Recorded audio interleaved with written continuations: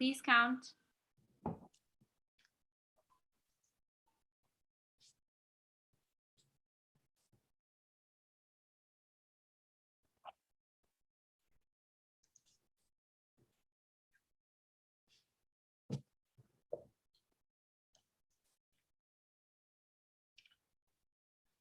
Good afternoon and welcome to the second edition of the Race, Ethics, and Power speaker series.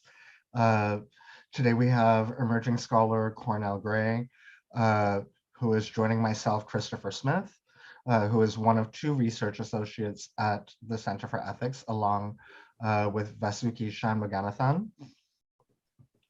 Cornel Gray is a Ph.D. candidate at the Women and Gender Studies Institute and a postdoctoral fellow at the Dalla School of Public Health, both at University of Toronto. His doctoral research examines how Black queer men enact kinship and intimacy through physical touch. Cornel works through the tensions of skin-to-skin touch as a form of medicine for Black queer folks and as the occasion of violence against the Black body. Using public health as a point of departure, Cornel's research considers how Black queer socialities challenge us to think differently about questions of risk, breath, health, and relationality. As a postdoctoral fellow at the Dalla School of Public Health, Cornel is currently examining the impact of the COVID-19 pandemic on the social and sexual lives of gay, bisexual, and queer men. And so with that, welcome so much. Thank you, Cornel. I give you the floor. Thank you, Christopher, and thanks for the invitation. Thanks to Vasuki as well. So today I'll be presenting some excerpts from my ongoing doctoral research. So just a few reflections on kinship, touch, and Black queer sociality that I've entitled Call Me Something Other Than Stranger, Call Me Human, Life Form Kin, on Black queer diasporics. I begin with him, not because there's any more reason to begin with him, my father, than with her, my mother. I begin with him because one needs a place to begin, a place from which to build a genealogy. And beginning with him and the lamp and the light appears so much clearer. Besides, the images I associate with her are, but those come later in the stories and poems. Norbezi Philip from A Genealogy of Resistance and other essays. In Barracoon, the story of the last Black cargo, Zura Neale Hurston visits Oluwale Kosola so she can learn about his life, his history. To her annoyance, he begins with a story about his grandfather. She interrupts. He takes offense. He responds, in the Africa soil, I can't tell you about the son before I tell you about the father. And therefore, you understand me. I can't talk about the man who is the father, Ite, till I tell you about the man who he fathered to him, Ite, to grandfather. Now, that's right, ain't it? Philip begins the story with her father, not because there isn't any more reason to begin with him, but because one needs a place to begin, a place from which to build a genealogy. So many stories begin and end with fathers, even when they're missing, more so when they're missing. I begin with her instead. My mother's tongue sits uncomfortably in the back of my throat. Of all the things I inherited from her, speech is not one of them, but she passed along her language. My voice maintained so little of the Jamaican patois that was spoken in my household. So few traces of the lyricism that would mark me as child of wood and water. In truth, I consider it a betrayal of sorts. At some point between the age of 6 and 10, I asked my mother if I could kill myself. I can't help but feel that my desire to die then speaks to a different kind of attunement. I believe in the promise of a beingness that is not this, not here. My maternal grandfather was a ghost long before his death. I was told only one story about him, and it was told only once. She crosses paths with him on a country street during her teenage years. He's pointed out to her, presumably by her mother. "That's your father," she says. The story of my maternal grandfather ends there. At some point before or after I hear this story, I briefly meet my mother's sisters, except these are none of the 10 children that my maternal grandmother gave birth to. They are the daughters of the man she once met on the street. They live in Canada, she says, both nurses, if I recall. In that moment, I resent the fact that my mother stayed. I still do not know the circumstances of their leaving, nor the reason for her staying, but I remember being envious of their freedom of movement. Is it a coincidence then that I arrived in this country years later? Am I like my grandfather's other daughters, moving from one shore to the next? Or am I my mother's child, holding too tightly onto places and people that cannot love us back? Norbezi Philip is marked by a genealogy of changing names. Brothers Philip, formerly Adams, Philip to Philip Yates, Philip to Kita, Philip to Phillips, Marlene Philip to Norbezi Philip. My father gave me his name, but not the name of his father. Gray, Gray, changed to Gray, Grey, in the span of a generation. Fathers, all of whom I do not know, feel more distant in that break. I do not have the name of my father's father, but he is made kin by other means. I share the initials of my father, his ex-wife, my brother, sister, at least one aunt and uncle, and some cousins. I don't understand the rationale for this practice, but I take it as a method by which I may identify kin by the mark of their signature. Several non-Black friends of mine can trace their family trees back generations, all the way back to pre-Confederation Canada, the American Union, pre-feudal Scotland. One friend tells me one afternoon, some minutes before I awkwardly confess wanting to die, that he wants to visit Italy one day. He still has family there. He wants to visit the family home. I wondered out loud, I wish I could trace my family back that far. In truth, I was thinking about the often inefficient practices, or at the very least, unnecessarily bureaucratic record-keeping practices of some Jamaican institutions. He was thinking about that other thing. The Middle Passage occasioned a particular kind of severance, but it seems that Black diasporic life today occasions a different kind of rupture. A selective forgetting, perhaps. Hurston tells us that women forget all those things they don't want to remember, and remember everything they don't want to forget. I'm thinking that Black folks remember differently. Lose your mother, rule of the father, and yet the matrilineal line is the center of kin-making practices. To learn anything about anything in Black families, you must talk to the women. They bear the pain and knowledge of our histories. These women remember despite opposition, despite discipline and denial. And these women remember everyone they don't want us to forget either. I think of Alice Walker and Zora Neale Hurston, Carol Boyce Davis, and Claudia Jones. Lose your mother, rule of the father, and yet the matrilineal line.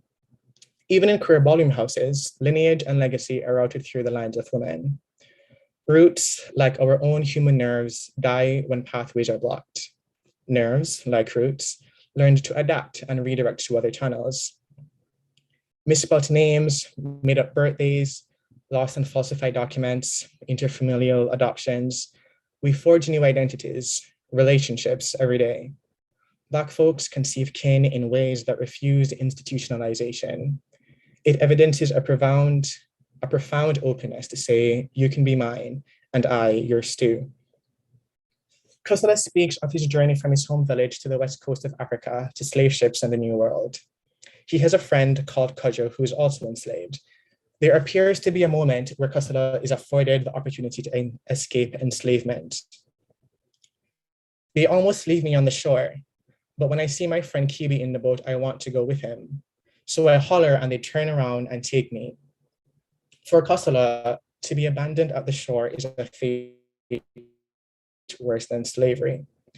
Let me clarify, to be without kin is a fate worse than slavery. He wanted to be with his mates. It is how he knows to be in this world, how he knows to live. I remain transfixed by his statement. It is strange. I feel as if I already knew this to be true. I feel so deeply that those of us who are Black and queer and marked for premature death choose each other every day because the alternative is always already worse than the chance to be together. Kosala already lost his mother. He refused to lose his kin too. I've been thinking a lot about attachment in relation to Black queer sociality. And I remember reading Kim D. Butler's article entitled Defining Diaspora, Refining a Discourse, where she works through the function of the root word spore in particular. Butler speaks of dispersal, movement, seed, and growth.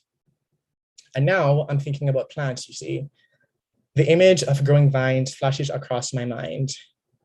I read through a brief blog post about climbing plants and vines. There are apparently different methods of attachment for plants that climb. There are tendrils, twiners, scramblers, and plants with adhesive heads.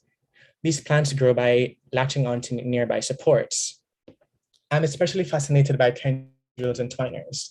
Their movements appear queer to me for reasons I do not initially understand. These plants grow by wrapping themselves around an erect surface. Upon making contact with this surface, rapid growth is stimulated. The more tendrils make contact with the surface, the faster it grows. This process is known as thigmotropism, one of several methods through which plants grow. Whereas most plants grow via phototropism and gravitropism, stimulus by light and gravity respectively, thigmotropic plants respond to contact stimuli. But why does it resonate with me as queer? I like the way Ashan Crawley frames Blackness as, in his words, a way of life that is fleshly. I love the way he attends to its interiority, its subcutaneousness, the funk, the texture, its wetness. And if life in Blackness is indeed what he calls an opening up to and the flowering of the plurality of worlds, worlds already here, worlds that been here, worlds to come, why make difficult or pathological the occasion when Black queer men make such openings for each other? And sure, I can make cleverly placed puns about the flowering and spilled seed and rosebuds, but is it so hard to imagine that sex, no fucking, raw is implied, is a ritual in manifesting a world otherwise?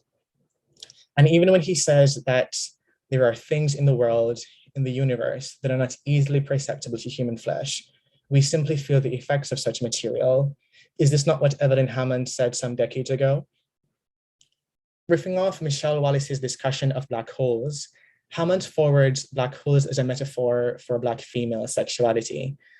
She suggests that while we cannot see a black hole, we can sense its presence based on how it transforms the space around it. We come to know Black female sexuality and indeed Black queer intimacies through feeling, by the way our bodies and the space around us are transformed during the process of its becoming. We are social organisms, plants and humans both. And for a very long time, I have been looking for something to hold on to. Beyond this, these plants appear to demonstrate in the same breath the best and worst of Black queer networks. I observe our collective investment in being close and making contact, in touching and holding and folding arms, legs, necks, and heads around each other, while also noting the dangers of immersing ourselves so completely to the point of harm for ourselves and the people around us.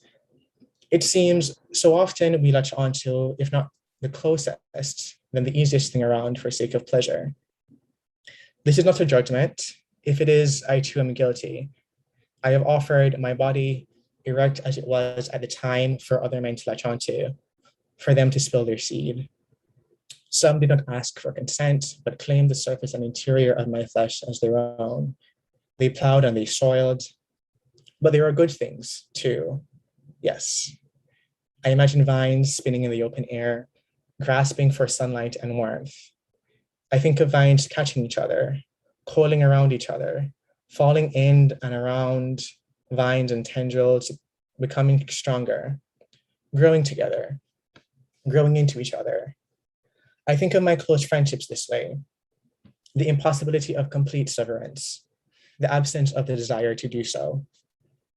Like felt, the fabric, produced by a laborious process of matting and pressing, felt is known to be resilient, insulating, and absorbent, but it requires great care. Felt, like Blackness, survives and has survived crossings. Blackness, like felt, has been cramped, packed on top of one another, so close that you really shouldn't be able to breathe with all that was carried. And that's an excerpt from Kai Green. Blackness is feltness. That is what Kai Green describes as a way of seeing, knowing, smelling, moving. Rather than being human, perhaps I just want to be a life form instead. Black life form is Rinaldo Walcott's term to describe Black subjects and our relationship to the category human and to modernity. On one hand, the phrase life form feels extraterrestrial, foreign, which I suppose is the point. But the term also reminds us to think of our occupation of space in relation to the Earth's other life forms, who have much to teach us and who we have indeed learned from. Susan Simard, a professor of forest ecology at the University of British Columbia, found that trees communicate with each other. Trees of different species support each other, and sometimes when a tree is dying, it sends nutrients to nearby trees to support their growth. Other scholars in Simard's field were reportedly surprised by this. Silly humans. They don't know what it's like to be a life form. Alexis Pauline Gumb's sojourn into aquatic life is also instructive here. Marine mammals use echolocation to move through the world. We evoke sound and we listen. And we listen for more than sound too. We're attuned to vibration. Gumb spent some time describing sonar communication between dolphins, and her focus on frequencies of sound gave me pause. What if humans cannot detect the frequencies of Black feeling? What if, for example, they are unable to perceive our pain? Simard also found that trees weaken and die when you cut down their neighbors. We live by means of mutual aspiration. I believe Black life forms knew this upon modernity's beginning. So too did other life forms. Gum says to the whale, I can only breathe because of you. Norbezi Philip includes other life forms, the woman mother, the Amazon. She says, we all begin life in water. We all begin life because someone wants to breathe for us until we breathe for ourselves. Someone breathes for us. Everyone has had someone, a woman, breathe for them until that first grasp for air. We begin life in a prepositional relationship with breath. My therapist proposes a strategy to help calm my nerves. If you're ever feeling stressed or overwhelmed, she says, just put your hand on your chest like this and breathe. She takes her open palm and rests it between each breast, like so. Today, that space is his resting place. His heartbeat reminds me to breathe. He makes my breathing possible. Breathing with, breathing beside, breathing into, breathing for. She says, we have grown gardens of ourselves. In our disrepair, we have grown gardens of ourselves. And that's it, the story of Black diaspora, Black queer networks, Black queer men. So what's the point of all of this? What I'm saying, I think, is that maybe there are ways of conceiving diaspora and connection that haven't accounted for the Black queer experience. An examination of SPORE gets us part of the way, but it's also an analogy about how we understand the nuances of kinship too. Black queer men aspire to a particular kind of connection. How might we consider that in the narrative of Black Atlantic life? Cusela's life was a sequence of separations. Is that not the essence of Black diaspora, of slavery, separation from that which was once home, those who were once kin, a cycle that repeats itself with an exacting regularity? His mother blessed him with the name Cosela, which means, I do not lose my fruits anymore, or my children do not die anymore. I wonder, does my mother regret not giving me a name meaning one who stays? Did she even have a say in the matter of my naming? The people here only know me by my government name. In my childhood, they called me something different. At school and at church, I was Cornel. Otherwise, no one calls me that name anymore. There is no one here to call me by that name. Pet names, I'm told, are terms of endearment. It places us within a network of intimate relationships. I want to be endeared to someone still. Maybe one day I will be like Sadie Hartman, Asado Saint, Bell Hooks, Kwame Ture, Andiye, or the infinite others whose renaming index a departure from a set of relations at the beginning of another. While doing research in Ghana, Sadie Hartman meets Mary Ellen and John Ray, two Black Americans living in the country. John warned her, don't think of every Black person here as your brother and sister, as long as you remember that you won't be taken advantage of, at least not too badly. It makes me think of Hurston asserting that all her skinfolk ain't kinfolk. There is a key difference though in my mind. The conception of Blackness that seems to underpin John's statement is key. Understanding shared similarities in skin tones and physical features as Black is quite different than a collective investment in liberation and freedom and life that is then called Blackness, which is to say a form of beingness. Perhaps Hurston meant the same in her own way, but I wonder if maybe my skinfolk are meant to be my kinfolk.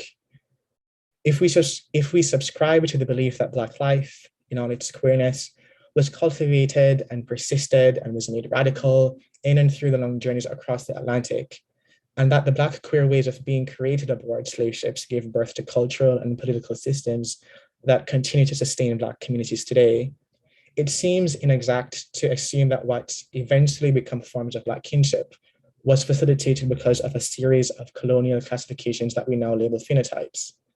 Kinship was made possible because of connections made by skin, by flesh. The architecture of slave ships leaves little room for sunlight, and what little light remained would have been obscured by the numbers of bodies that were crammed aboard. Scientists argue that our senses heighten with loss of light. The odor in the air would be thick and foul, and based on Crawley's analysis of high and low ceilings, sound would be compressed and indiscernible. Say nothing of the Atlantic screaming on the other side of the wooden hulls. It is largely through skin that slave negotiated space, interacted, and engaged in relations. Feeling is the primary sense that Black folks used to survive on their journey over. To return to Hartman, the fact that slaves were strangers to other Africans and to each other suggests kinship by flesh preceded modern forms of familial relation. The slave trade, Hartman tells us, began with Europeans selling slaves to Africans who sold to Europeans who sold, stocked, and shipped them across the sea. An elder sweeps by her in the street. Their bodies make contact in the passing. Is it Negro or Negra, he asks, he says. His flesh does not remember her own.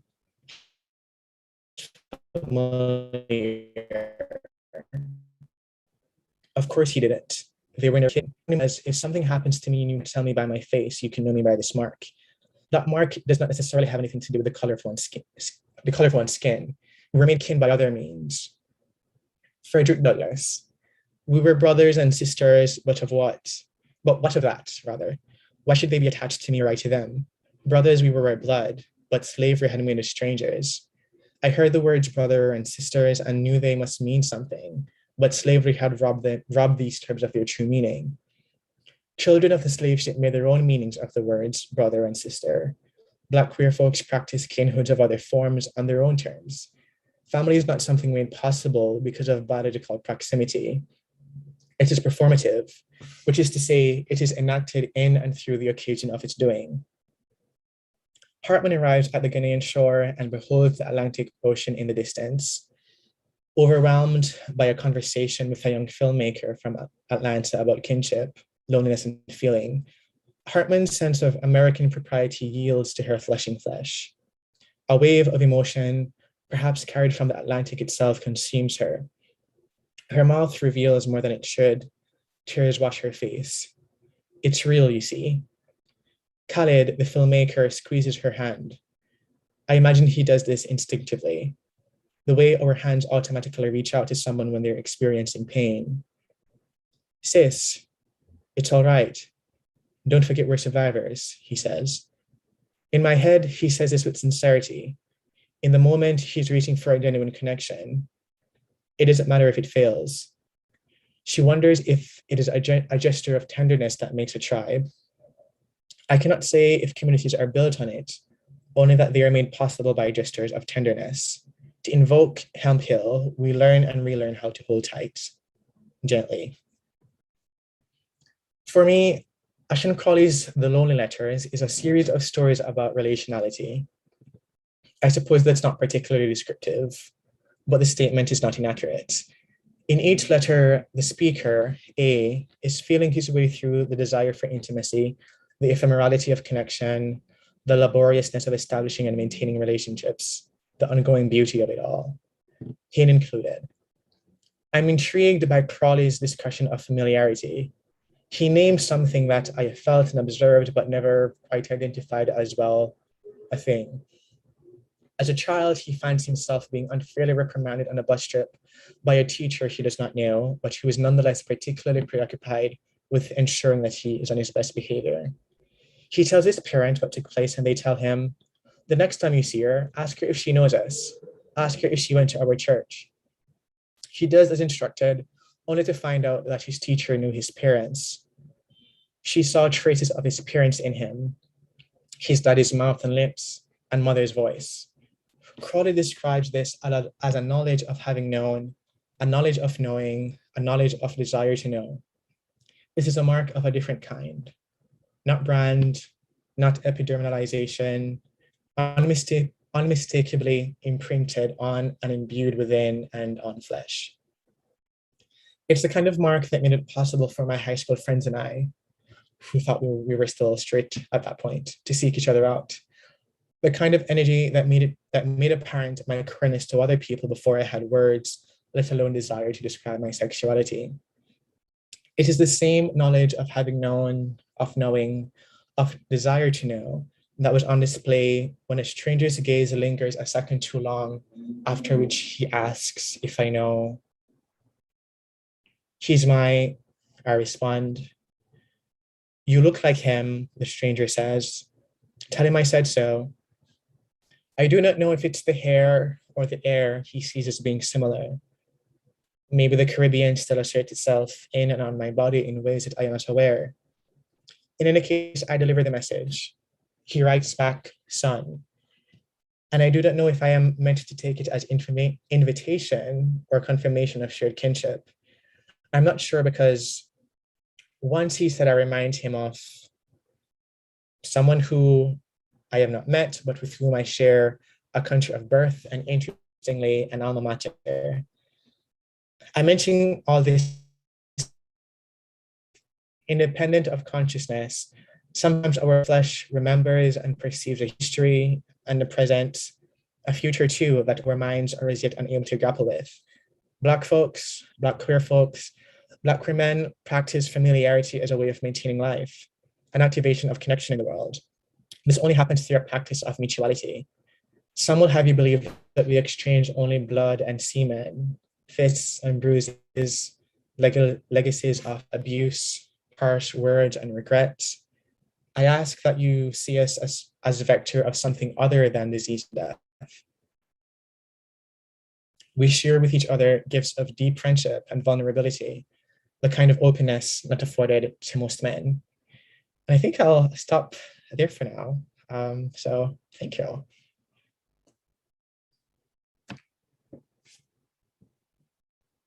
Over to the questions.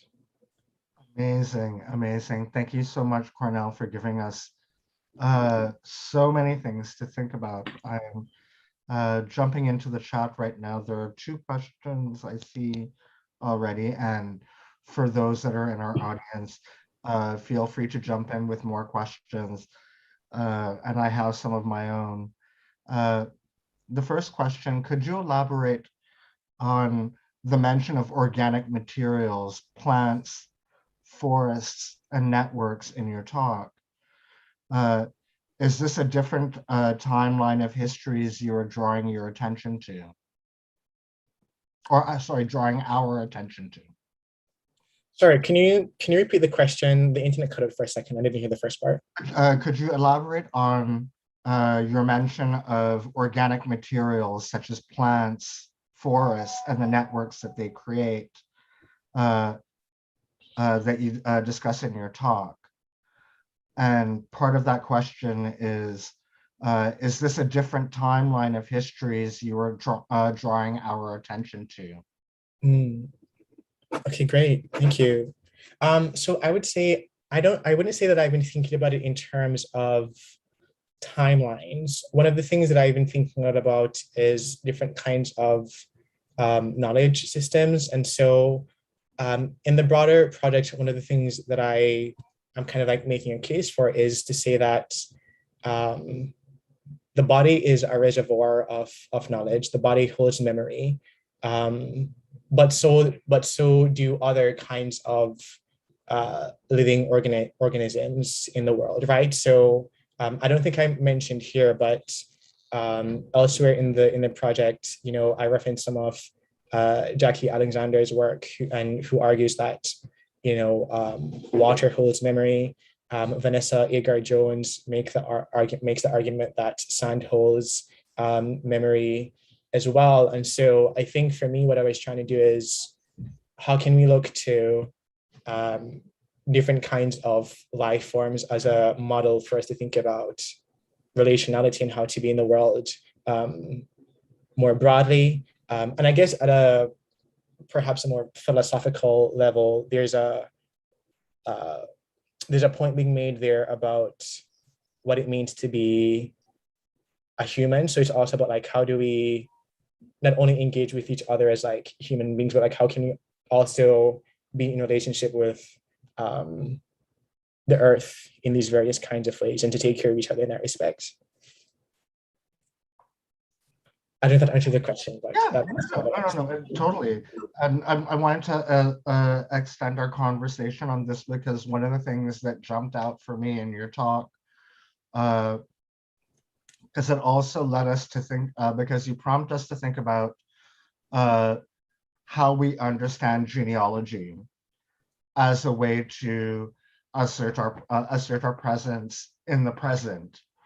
And so when you move to discussing trees in particular that will extend their nutrients to other trees when they know that their life is vulnerable. And so it got me thinking about a different way of thinking about roots and routes, as a common kind of conversation within Black Atlantic thought, like rootedness rather than the roots or routes that brought us to the various portions of the world. And so I was wondering if you could talk a little bit more about that, because in terms of the connectivity, I think that was what was really striking to me, because we see in terms of Black cultural, like Black queer cultural production in particular, there's a particular way, especially much of the work that was produced during the HIV crisis. And so you mentioned Asato Saint in particular, where it's like the cultural production is in its own way providing nutrients through a certain set of frequencies. And so I was wondering if you'd kind of let us know how you're thinking about these important figures. Sorry, I apologize for my really shoddy internet, but I lost you after you were talking about connectivity. Could I just get that part of the question again? So I was thinking about the ways in which, as a metaphor of the ways in which you're engaging with plant life, have different kinds of ideas, present us with different kinds of ways of thinking about roots and rootedness that create different kinds of networks of connectivity and relation. And I was wondering if you could expand upon that. Okay, so the internet cut out again, but I'll try to respond based on what I heard. Before I get to the question of connections and some of the things, I just wanted to add really quickly, just the other thing about the other thing I'd like to keep in mind too about trees is I was really struck by Norvesi Phillips' kind of meditation on breath, and how like even trees play a part in like allowing us to breathe, and we can think about it in like different kinds of ways. But to kind of like answer your primary question, I think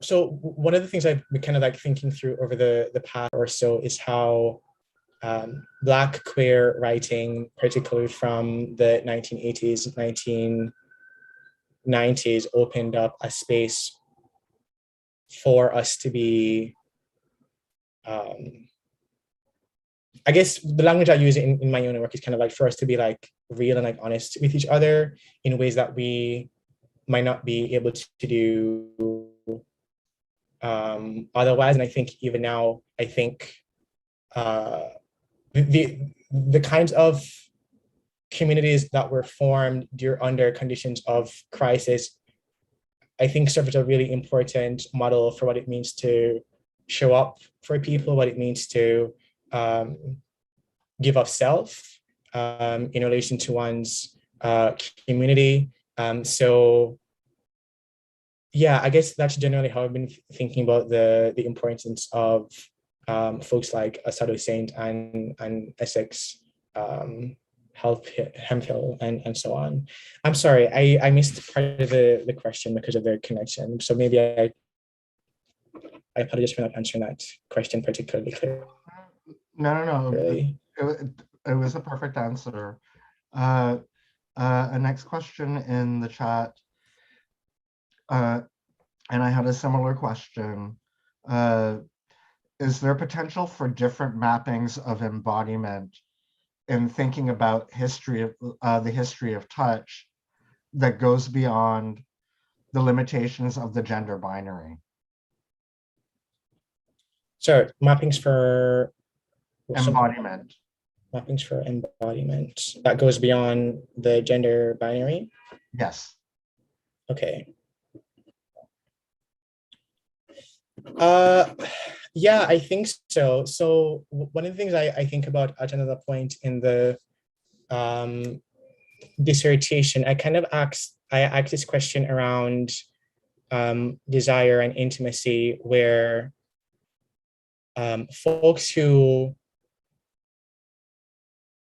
proclaim a particular kind of sexuality or sexual orientation, sexualities, where there are various moments where we find ourselves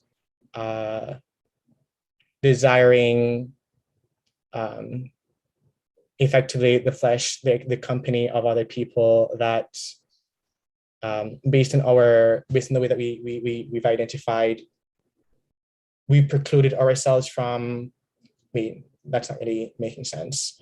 Let me see if I can rephrase this. I made this point about, regardless of our proclaimed sexuality, there are these moments where we find ourselves desiring the flesh, the company of other people, regardless of assigned sex, as it were. And I think what it comes down to for me is that there's a fundamental need among human beings to want to touch each other, for us to be in relationship with each other.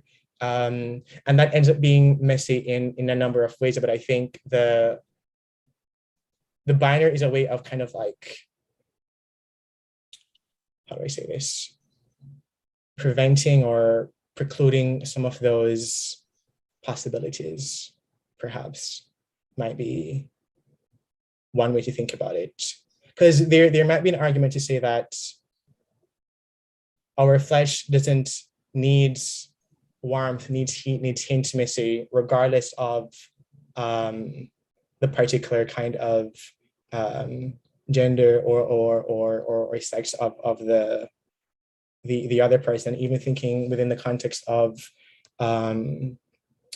folks being cramped in slave ships, I think, I'm not sure okay, so I didn't say this explicitly. One of the arguments I'm also making is that the experience in the slave ship occasioned a particular kind of violence, but I'm also suggesting that Chuck provided us something during those moments too. And so is it possible that having or like feeling another person beside you provided some kind of maybe comfort might be too generous of a word, but is it possible that like the touch of another body did something for us in keeping us alive.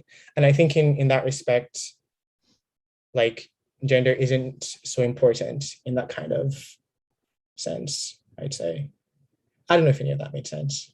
No, it makes perfect sense. And it actually comes to, because I had a similar question, because you mentioned Evelyn Hammond's black holes, but also you also referred to the work of Kai Green. And I'm thinking about the ways in which Black feminists, as well as Black trans feminist scholars, have been not only critiquing the notion of the human in relationship to Black life, but also the question of woman, the category of woman. And I'm recalling like a dialogue between, I'm thinking of like a dialogue between Kai Green and Marquise Bay that takes up Evelyn Hammond's as well as Hortense Spiller's, that are asking a critical question, which is why do we want to have inclusion into this category that was invented precisely to discard particular kinds of bodies, in this particular case, Black women's bodies. It also presents an interesting kind of opening for thinking about the ways in which gender, a gender binary limits the possibilities for the freedom of different kinds of Black life forms. Yeah, and I mean, I think that's why I find Rinaldo Walcott's framing of Black life forms so useful, because I think it allows us to think about ways to be with each other. I mean, I feel like saying being in a relation is becoming a bit repetitive, but I think it provides a model for us to think about how to be in the world that doesn't hold so closely onto a model that I think ultimately doesn't serve Black people. Yes, definitely indeed. Another question from the chat room. You mentioned later in your talk a particular kind of knowledge that I think you described as knowledge having, as knowing, having known, and having a desire to know, and linked this to a development through touch. Can you say a bit more about what it means to know each other in this way? Yeah, so that particular section comes from Ashton Crawley's recent book called the Lana Letters. The way I've been thinking about the knowledge of knowing is the genesis of this project, or this project came about really when I started listening to my own flesh, my own body, which might sound like a weird thing to say, but I think your body learns, processes, holds memory, information in ways that I think aren't always conscious to us. And so, for example, if we're in a particular kind of space and your body tenses up, like what is your flesh trying to tell you in that moment? Is kind of like how I'm thinking about it. There's also a group of scientists, I think fascists have been talking about, like more recently anyway, things like intergenerational trauma and things like epigenetic memory. And Indigenous scholars or Black scholars have been talking about what the body remembers like for some time now, but it's becoming, or it has more currency now that scientists have quote unquote proved it's an actual thing. And so I'm also trying to think about knowledge of having known in terms of, is it possible that are things that our ancestors, our foreparents, or kin experience that like show up in our bodies in different kinds of ways, and like how might we try to like access that kind of knowledge in a way that allows us to move in the world, is kind of like how I was thinking about it. But I mean, I would suggest checking out Ashan Crawley's book, The Lona Letters, as well. And so I was looking back at the excerpt, and he was talking about the example he used was this teacher seeing something that was familiar to her, but she couldn't, and that registered to her, but that didn't, wasn't apparent to him. And I think things like this show up even when there's no kind of like biological relation. So I remember, some time ago, I have friends who have traveled, and they said different like Black diasporic communities might come up with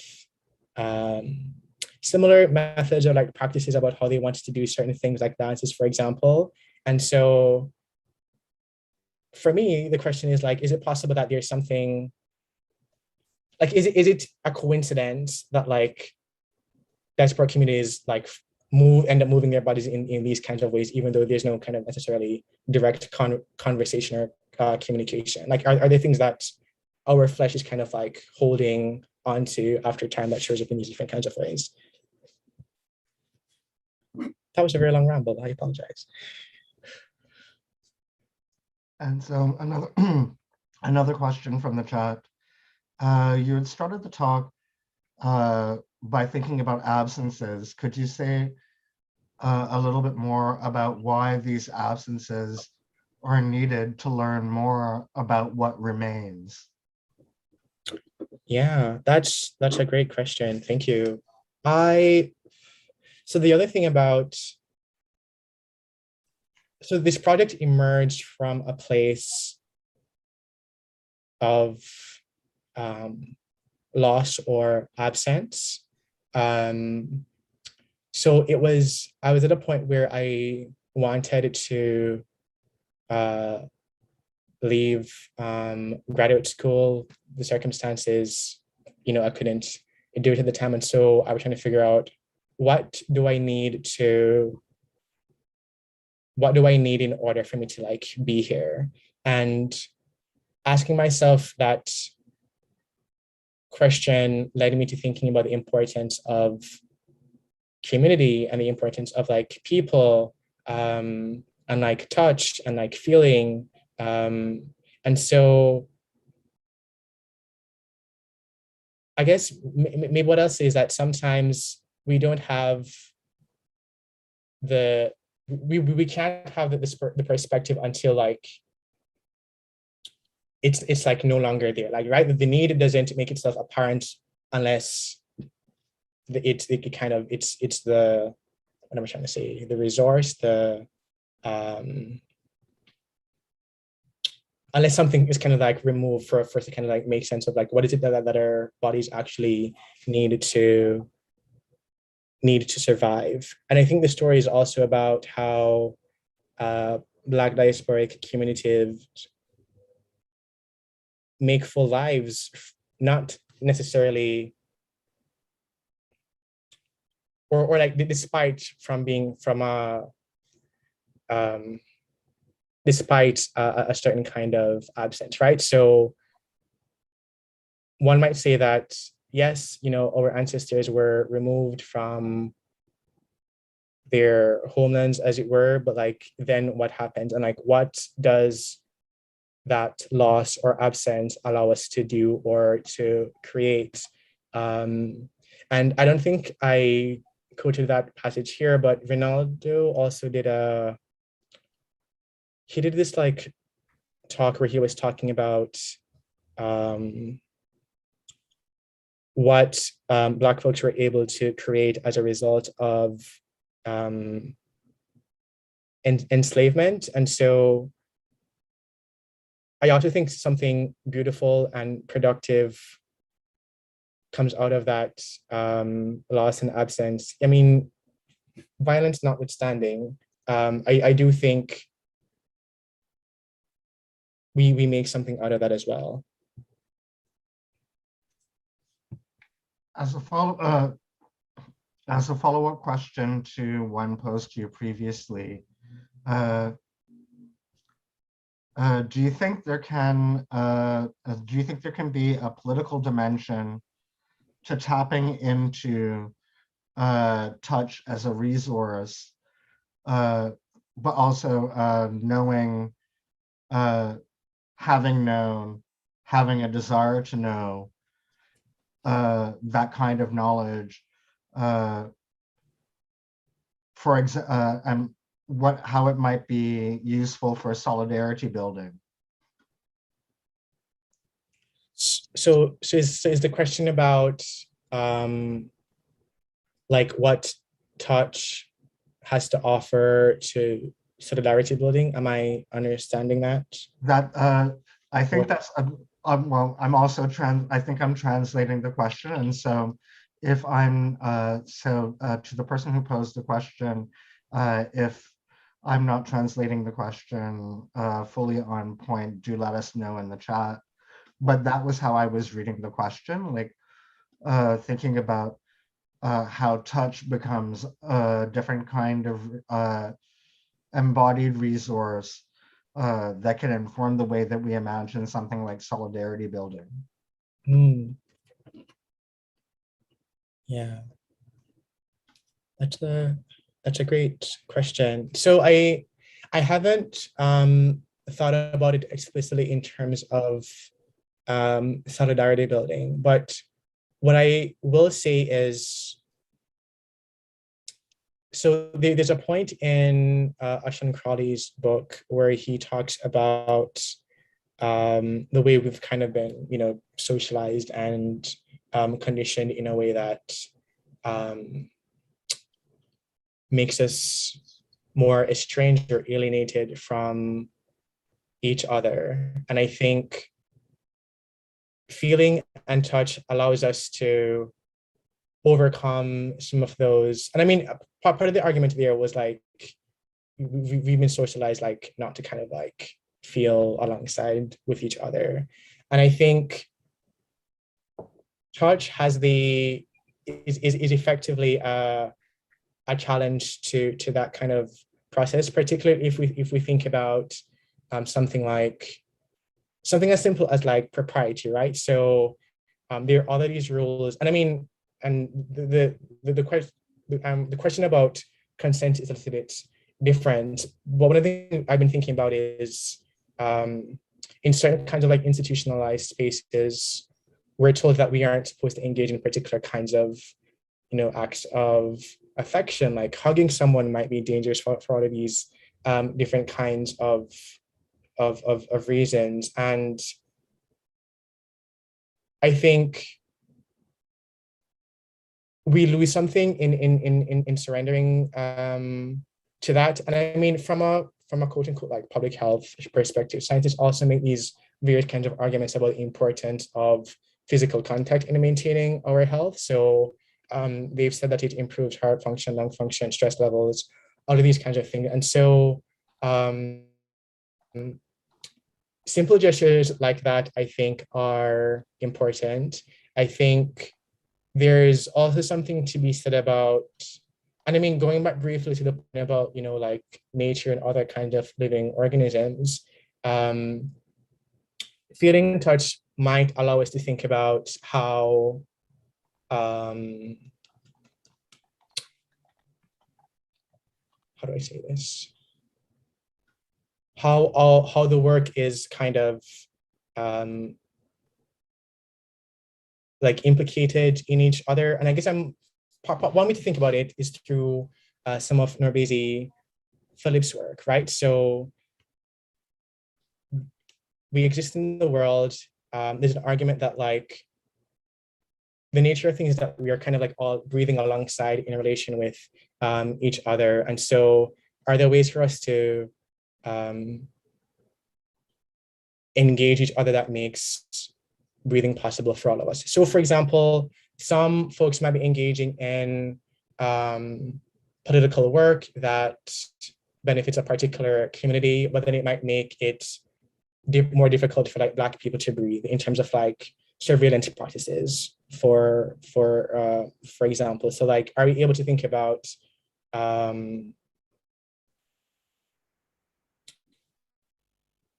we able to like feel with each other in ways that make lives possible for like all of us, as opposed to just some of us? Yeah, I don't know if I was getting at but these are all great questions. I mean, these are pushing me to kind of like think quite deeply, so I do appreciate that. Yes, no, totally. And I actually want to kind of extend the question. And I see another one coming up in the chat as well. In your response, you were talking about the ways in which notions of propriety work to kind of structure or limit Black life forms access to touch. And so I'm recalling a particular kind of, for lack of a better word, scandal that happened back in, I'm just pulling it up now.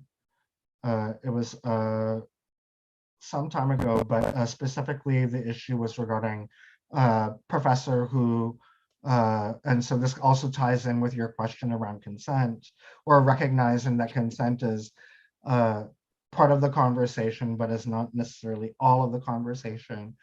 And you had me thinking about the ways in which when this issue around what is proper conduct between professors and graduate students in particular was being taken up within all of the academic media outlets, the response from colleagues that both of us know were just like, but there's no way to survive academic life without creating a particular kind of kinship that blurs, I guess, or troubles what is understood as a proper or proprietary relationship between graduate student and the professor. And so I was wondering if you could kind of speak a bit more about that, because ultimately, when we're doing this work, we are consenting to be in a certain kind of vulnerability. And so there's a particular kind of contract amongst us to make sure that we're holding each other up metaphorically and literally. Okay, yes, great, thank you. Because I have lots of thoughts on this. So one of the things that I talk about in the introduction is, so when I was an undergrad, I was a part of this kind of like counseling group, and one of the other students there had shared this story about, he used to work as a teacher in I think it was like a kindergarten or something. And there was a moment where the child was, crying, like intensely crying. And he wanted to go over and comfort the child, but he felt he couldn't do so because he was worried about what folks might say, because he's kind of like this, this kind of like big guy. He didn't want to get into a whole thing about, whether or not it was inappropriate or like predatory behavior. And one of the things I'm kind of like thinking through that moment is that I think there's an innate impulse to try to comfort someone when they're experiencing pain. But because of all of these other kinds of rules, you're told that, no, actually you can't, like no contact whatsoever. And even within the context of academia, I have heard from some folks who are very, who are very uneasy about, engaging in any kind of like, hugs, anything that is remotely considered, affection or intimacy, because he understands that the culture of, institution is such that like people will not hesitate to mark like a Black man as a predator. And so, but on the flip side, I had, one of the things I also talked about, I had the chance to meet with another Black queer scholar who was making the point that Black queer folks need a particular kind of care. And so the way that he supports his students might seem strange to other people. But that's his way of like providing support to the support that to people that he considers to be a part of his community. And I think simple things like that, I think, contribute to a culture where people don't feel like they can be them full selves, because then it might lead to things like, well, you aren't sharing what's going on in your life and like what's going on in terms of like stress and so on. And so people feel compelled to go into these institutions as, I don't know, for lack of a better word, like empty vessels who like don't have heart. And I think queer ways of being like push against that, like necessarily push against that, too, because that's no way to be in the world, I don't think. And I mean, I'm not suggesting that that's like a simple thing either, because we also know that people use, power in all sorts of abusive ways. But I think ultimately,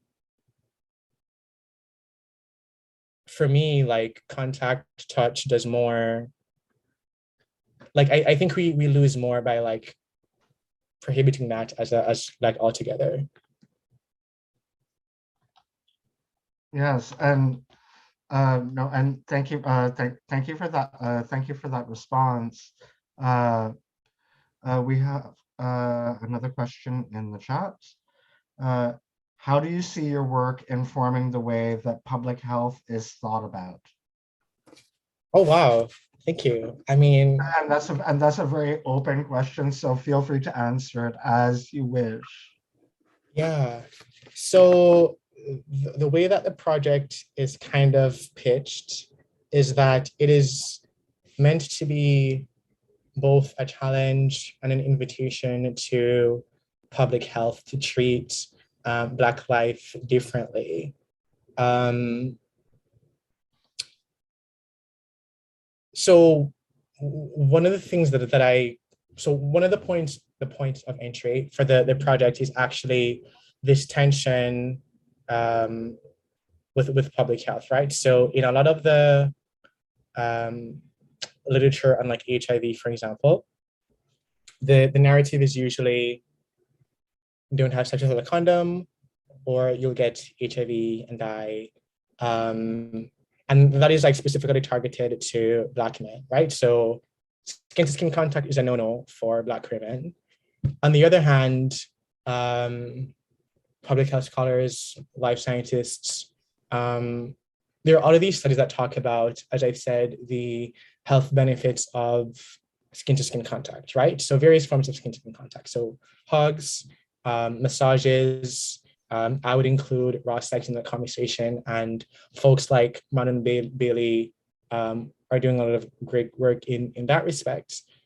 So if it is the case that skin-to-skin contact provides a particular set of health benefits, including improved heart function, improved lung function, lower stress levels, better ability to like establish bonds and so forth, why is it that you are prescribing that Black queer folks not touch each other?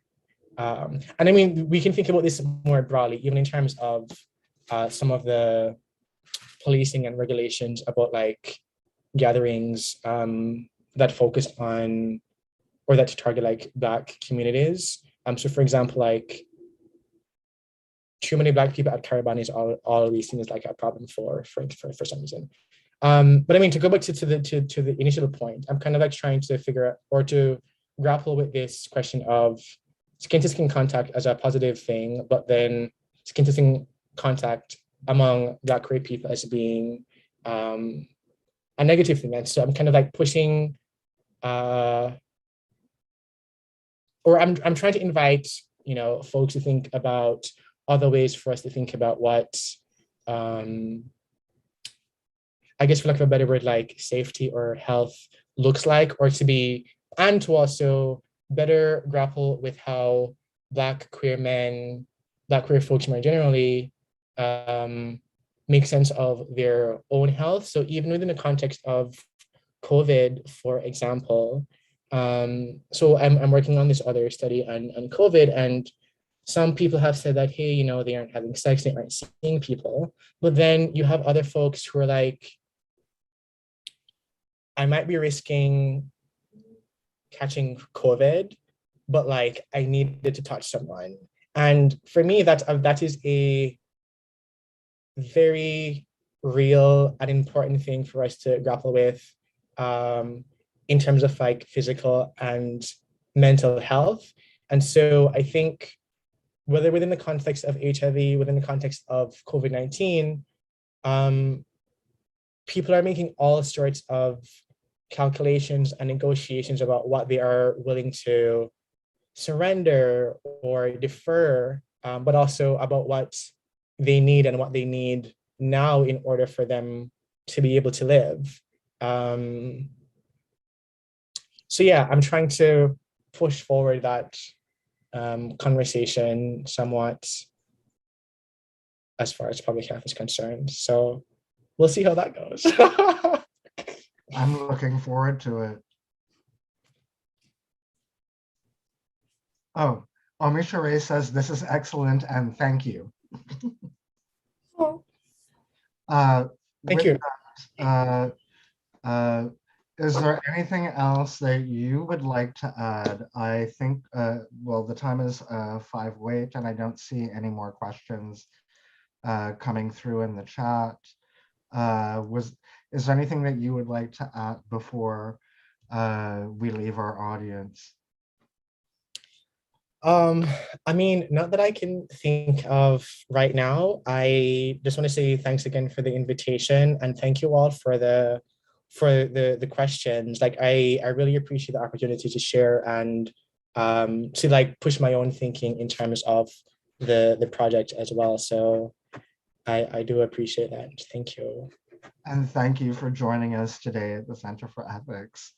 And so with that, thank you to our audience for joining us for this amazing conversation. And we will see you again on November 4th with Nandik Mohammed.